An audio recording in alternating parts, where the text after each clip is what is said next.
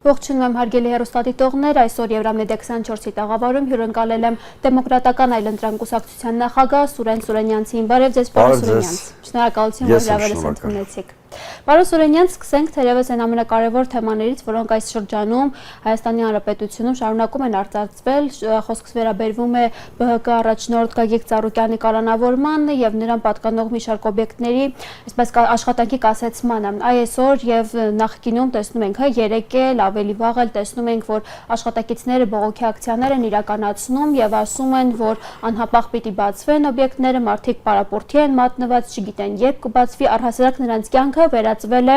ինչ-որ անհասկանալի մի իրավիճակի։ Ինչի հետ է սա կապված եւ առհասարակ այս ամենի համատեքստում ձեր կարծիքը կցանկանայի լսել։ Եկեք իրերը կոչենք իրենց անունով եւ շատ անկեղծ լինենք։ Այն ինչ կատարվում է Գագիկ Ծառուկյանի դեմ, դա քաղաքական հաշվեհարդար է։ Դասական, տիպիկ, իրավական բաղադրիչ ընդհանրապես գոյություն չունի։ Մեկ մարդու հրանգով եւ քմաճիկով տեղի ունեցող process է։ Ընդ որում այդ process-ը ունի մի քանի բաղադրիչ։ Առաջինը հենց քաղաքական ռեպրեսիան է, այսինքն Նիկոլ Փաշինյանը չի անդուրժում որևէ մարդու, որը քաղաքական հայտ է ներկայացնում եւ վտանգ է սպառնում իր իշխանությանը։ Երկրորդը կուլակաթափության process-ն է, այսինքն Նիկոլ Փաշինյանը չի հերքում, որ այս process-ի կարևոր նպատակներից մեկը իր կողմից սանձազերծված այս ապօրինի process-ի, օրինակ արարած ցեմենտը խլելն է Ծառուկյանից։ Հիմա նույն հեծի սխեմայով իշոր գործողություն են անելու բոլորից համար պարզ է, չէ՞։ Նույնիսկ արդեն անուններ են շրջանառվում, ովքեր կարող են լինել այդ ժամանակավոր կառավարչի պաշտոնում եւ այլն պետության կողմից նշանակված։ Ավելորդ է ասել, որ սա հակասահմանադրական, հակաօրինական մի քայլ է, որը ամբողջովին խարխլելու է ներդրումային չեղած միջավայրը Հայաստանում։ Եվ երրորդը մարդը նպատակային փլուզում է Գագիկ Ծառուկյանի բիզնես իմպերիան։ Նպատակային ապօրինի մեթոդներով, որտեղ եկեք համաձայնեք, որ տեսականորեն նույնիսկ 70 ձեռնարկություն, որ աֆիլացվում է պարոն Ծառուկյանի, չեն կարող միաժամանակ խախտումներ թույլ տալ։ Չի լինում նման բան։ Որ 70 տեղում էլ այդ ռեպրեսիվ քայլի անհրաժեշտությունը ծագեր նրանց կողմից թույլ տված իշոր խախտումների հետևանքով։ Այսինքն են ավտորիտար ռեժիմների բնորոշ process-ի հետ գործ ունենք, երբ որ թիրախավորվել է անձը, հետո նոր որոշել են իր վրա ինչ կարեն։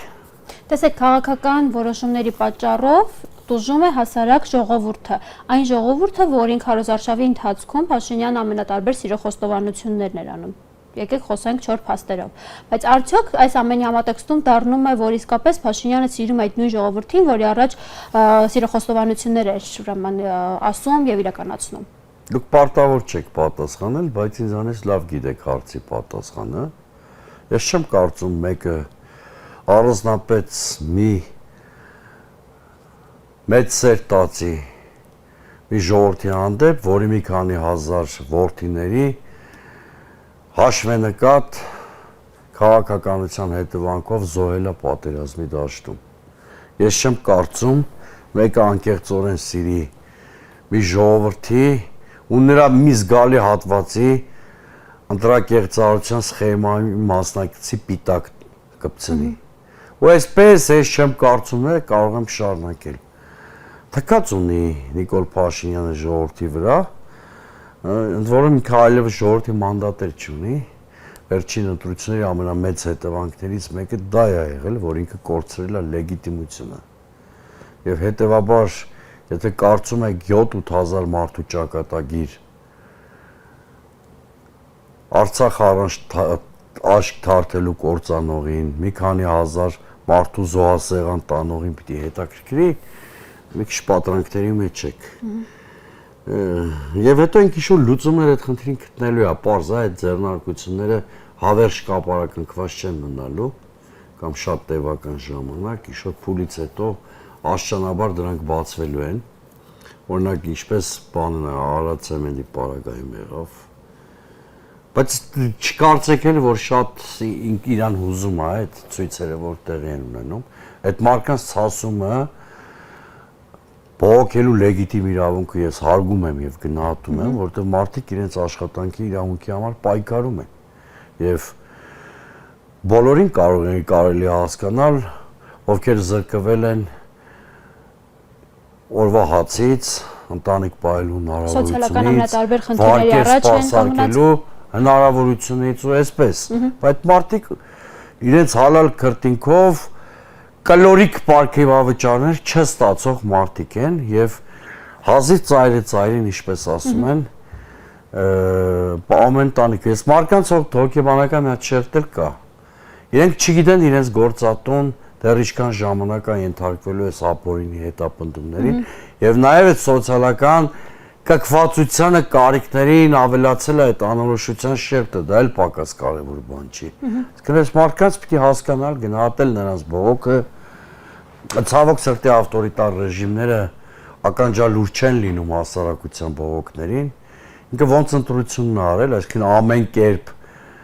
չտարբերակելով օրինական եւ ոչ օրինական մեթոդները, ոնց որ իշխանությունն է վերարտադրել, հենց էլ այս մարդկանց բողոքին է վերաբերվում։ Պարոն Սուրենյանց, այս ամենի համատեքստում հարց է առաջանում, իսկ որտեղ է ՄԻՊ-ը։ Չէ՞ որ իսկապես խախտվում է մարդկանց աշխատելու, ուրեմն եւ պահանջը, եւ իրավունքը, եւ ամեն ինչը։ Երբ դե ասեք ՆԻՊ, հա։ Ոչ թե ՄԻՊ։ Դե ձեր ձեռքերով խնդրեմ։ Նիկոլի իրավունքի կամ Նիկոլի իշխանության պաշտպան, ՄԻՊ։ Եթե ՄԻՊ չի ՆԻՊ-ը իմ համար, ձեր հարցին հեգնանքով կամ ժպիտով պատասխանեմ, անցնենք։ Այս իշխանության մեջ պետական բոլոր ինստիտուտները քաղաքական հաշվի գործիք են դարձել։ Օրինակ, միամիտներ կա, լավ իմաստով եմ ասում միամիտներ, լավատեսներ, լավ այդպես ասեմ։ Որից ասում են լավ է սպարս մաթեմատիկա է, ԿՀ-ն ո՞ս կարա նման այլանդակ որոշում կայացնել։ Կայացրեց։ Հետո այդ նույն միամիտները ասում են լավ, ԿՀ-ում բոլորը մեղմ ասած Վահագն Հովակիմյանն են։ ԲՍԴ-ում էլ Վահագն Հովակիմյան չեն։ Ես այդ մարդկանց բացատրում եի, որ ՍԴ-ն էլի մի ավտորիտար, տոտալիտար համակարգի մաս է եւ չի կարող քաղաքական հաշվի գործիք չլինել։ Այդպիսին է ամբողջ համակարգի տրամաբանությունը։ Իմ հորետեսական կանխատեսումը կամ շատ ռեալիստական կանխատեսումը իրականացավ։ Բարից պարզվեց տարական մաթեմատիկա չգիտեն նաև ՍԴ-ում։ Իհարկե սա հումորով։ Պարզա որ ԿՀ-ում էլ գիտեին մաթեմատիկա, ՍԴ-ում էլ։ Դժվար չի մի քանի թիվ գումարել, բաժանել, չգիտեմ ինչ անել։ Երրորդ, չորրորդ դասարանի վարժությունը։ Իրանք ինչպես Նիկոլի իրավունքների պաշտպանը, այսինքն ՄԻՊ-ը, ՆԻՊ են։ Նիկոլի իշխանության պահապան, ՆԻՊ։ Հիմա ՆԻՊ-ից ինչ սպասել եք ես ունենամ։ Այդ աղջիկը անուն ազգանուն է, ես չեմ հիշում։ Ակտիվ քաղաքական գործիչ լինելով չեմ հիշում նրա անուն ազգանունը։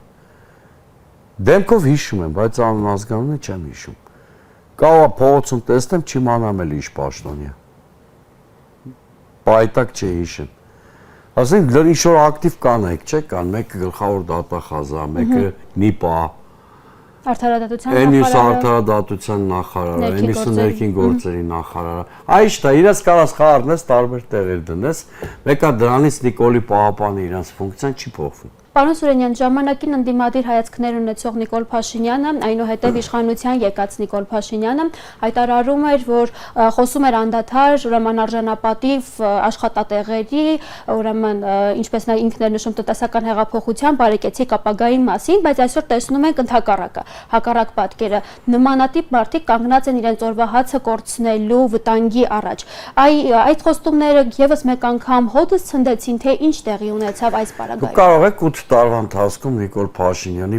մի խոստում ասել, որը նա իրականացրել է։ Նա ընդամենը մի խոստում է իրականացրել։ Նստացնել, ունեն զրկել, պատերով ծեփել, չգիտեմ։ Ասֆալտի փռել։ Այդ մեկը անում է։ Այսինքն ոնց որ Ալիևը իր այդ դրսում է վարվում, ինքն էլ ընդդիմախոսների։ Այդ երևի այդ կոմպլեքսներից է, էլի դրսում այնքան են իրան նվաստացրել, որպեսզի բարթույթը հաղթարի ինքն էլ ներսում է նույն բանը անում։ Մնացած որևէ խոստում չի կատարել։ Ասել է Արցախը Հայաստան է եւ վերջ, հիմա գիտեք Արցախը որտեղ է։ Ամենաշատն էր խոսում խաղաղության մասին, բերել է 3-4 եւ ավելի պատերազմներ։ Տնտեսական հեղափոխության մասին էր խոսում, տնտեսական ավերակներ է բերել։ Հենց ինքը ասում էր Հայաստանում օլիգարխ չկա, այդ մարդիկ խոշոր սեփական հատերեր են։ Այսօր փաստորեն ընկելաս խոշոր սեփական հատերեր։ Այսինքն այն ինչը որ հայտարարում է դրա հակառակ է էֆեկտը պիտի պատկերացնենք եւ սպասենք։ Ես դերևս չեմ տեսել ինչ-որ բան, որ ինքը հայտարարի, հետո մենք դա կյանքում տեսնենք։ Բացի ասում եմ բռնությունից, ռեպրեսիայից, մարդ ծեծելուց, այն մյուս ոչ նորմատիվ հնչեցրած բառապաշարներ չասեմ մեր թերթողներին հարգելով, ամել ես կարող Նիկոլ Փաշինյանին մեջ բերեմ, իր խոսքերը մեջ բերելու համար Նիկոլ Փաշինյանից դատի տա, որ վիրավորական բառ եմ հնչեցրել, դրա համար ասենք ինձ դատեն։ Այդպիսի երկրում ենք ապրում, էլի։ Այս վախի մթնոլորտում ինչ հասարակություն է ձևավորվում, արդյոք կոտրվում է մարդկանց պայքարելու ցանկությունը։ Գիտեք, այդ երկար չի տվելու։ Վախի մթնոլորտ կա հայ Հայաստանում։ Շատ բաց խոսենք, նույնիսկ քաղաքական գործիչ հյուրերի դեֆիցիտ ունեն։ Բոլոր տաղավարները, չէ՞, ես որ չասեմ էլ դուք գիտեք։ Որ վախի մթնոլորտ կա, ինչ-որ շարժից փորձանքից ցերու ապրելու տրամադրություն կա։ Շարժից փորձանքից թե Նիկոլ Փաշինյանից եւ իրավական համակարգից։ Դե կարակ համարեք Նիկոլից ու փորձանքից։ Շար բարի փոխարեն Նիկոլ դնեք, հիմա ձեր ճաշակին եմ թողում։ Այս Նիկոլ Փաշինյանից բնականաբար չեմ վախենում, որտեվ ես դրանից առաջ վախս չափել են մի խոսքով նախկին բոլոր իշխանությունները։ Բայց այդ կա հասարակությունն էլ ահաբեկված է, որտեվ եթե տեսնում են, որ այդքան ազդեցիկ եւ եղինակավոր մարդու հետ, ինչպիսին Գագիկ Ծառուկյանն է, կարող են այդպես վարվել, դե հիմա շարքային մի խեղճ մարդուց ինչ ուզես, որը չունի այդ պաշտպանվածության նույնիսկ 1%-ը, հա։ Ընդ որում Բայց վախեցած հասարակության մեջ այդ բողոք ոչ միտեղ չի անհետանում։ Հերիքա որ հասարակությունը փոփոխության ինչ-որ ազդակ ստանա, որևէ դիմադիր ուժից կամ միանգամից այդ վախը վերանալու է, այդ իշքան էլ կացայի բերանը պիտ փագես, ինքը եւ որ երրում է, կացայի թռնում է, չէ՞ բանը, կափարիչը թռնում է, հիմա նույն բանը տեղի ունենալու Հայաստանում, ինքը սա երկար չի կարող տևել, այ որ պայն ստեղծվեց դիմադրության համակարգ, որի վրա Նիկոլ Փաշինյանի ռեպրեսիվ մեքենան իր ատամները սկսի կոտրել, այդ ժամանակ փոփոխությունների ալիքը գալու են եւ տեսնելու ենք, որ մենք իրականում պայքարող հասարակություն ունենք, ուղղակի հիմա դիմադրության բոլոր բաները, պատնեշները ոչնչացված են, ապատիկ վիճակ է, այսինքն հասկացաք ինչ վիճակ է, հիմա ես չափազանցնեմ, ոչ էլ թերագնահատեմ, այն վիճակն է, ինչ որ ինչում մենք ապրում ենք այս պահին։ Բայց այնպես չի, որ մեր հասարակության պոտենցիալը, բողոքի էներգիան ոչնչացված է ամբողջովին, որտեղ ոչ մի խնդիր չի լուծվում։ Այդ դուք սոցիալական խնդիրների մասին եք ասում։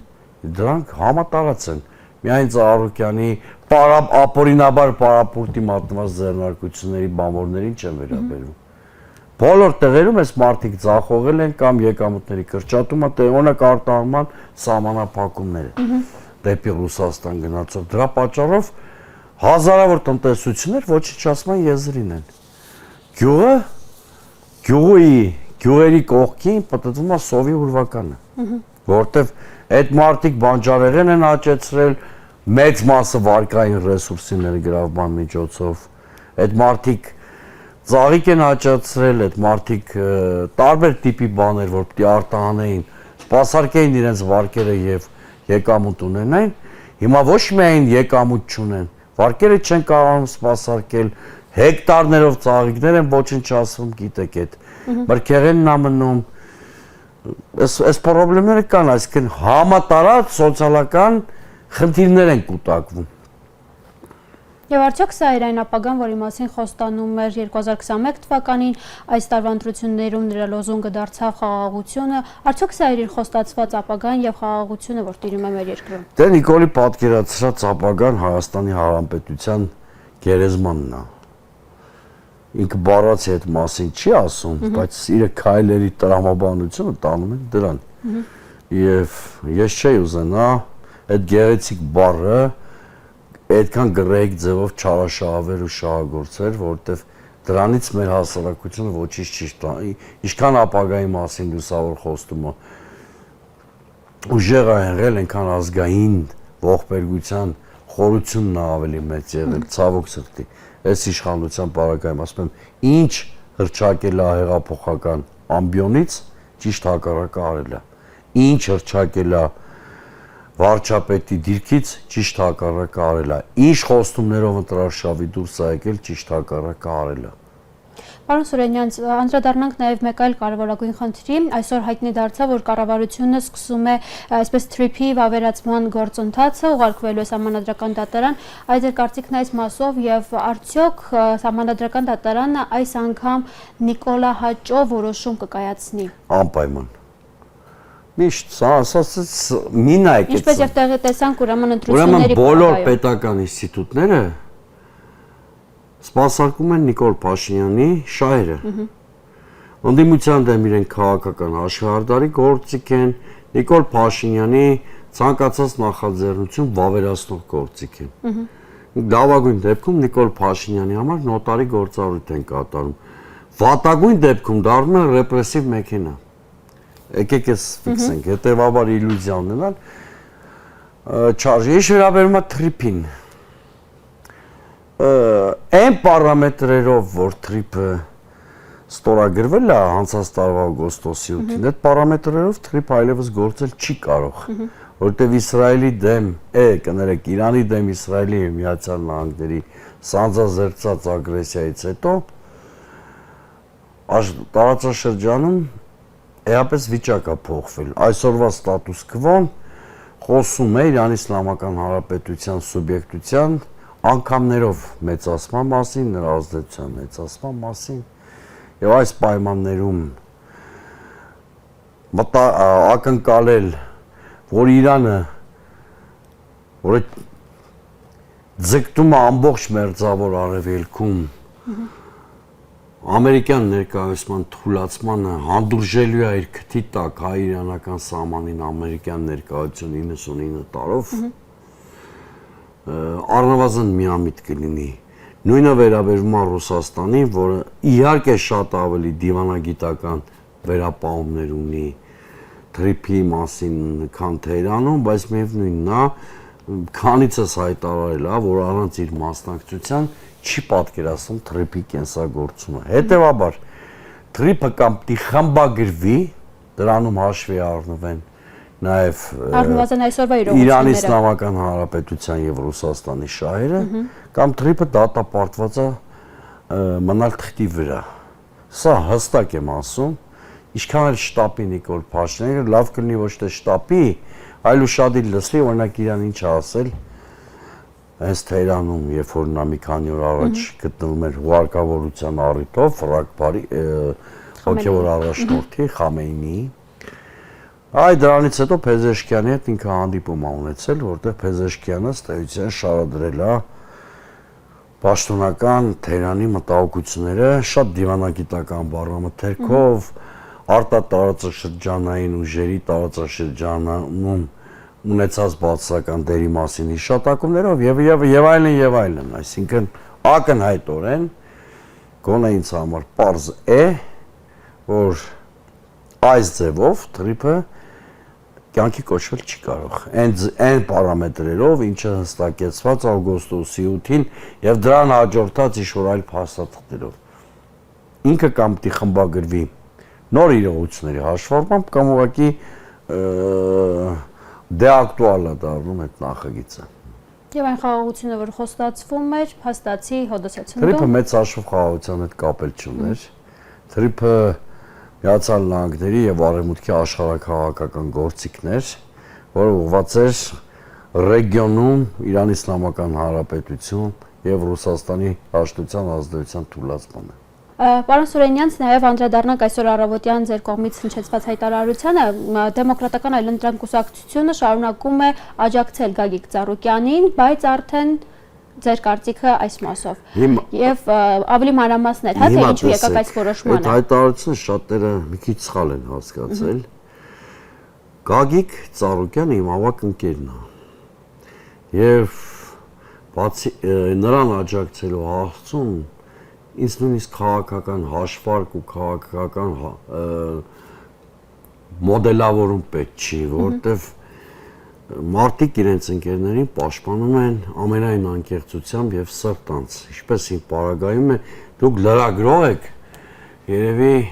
կհաստատեք, որ պարոն Ծառուկյանի կալանավորումից հետո ամենաշատ այդ թեմային անդրադարձած գործիչն եմ ես, հրապարակային։ Հաստատի։ Գագիկ Ծառուկյանին նաև որպես քաղաքացի ու կուսակցության ղեկավար եմ պարտավոր պաշտպանել,